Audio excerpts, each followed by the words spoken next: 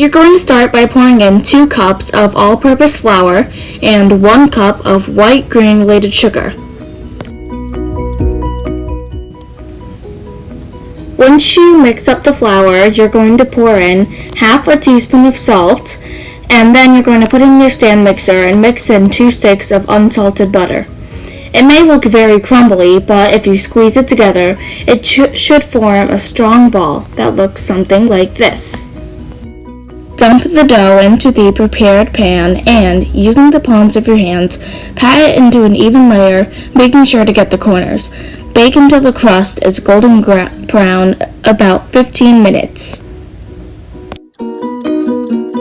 In the same bowl from before, mix in 1 1/4 cups of sugar, 3 tablespoons of flour, and a pinch of salt. Mix them together before adding 4 large eggs.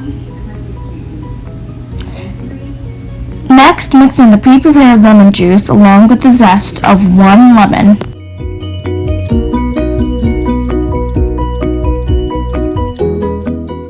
Once the crust comes out of the oven, pour your lemon filling into the crust, then put back in the oven for 11 minutes, adding more time if needed.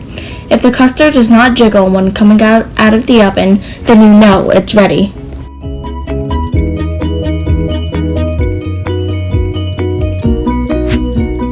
Thank you for watching Sophia's Culinary Science. If you enjoyed, make sure to like, subscribe, and share so all your friends can bake too.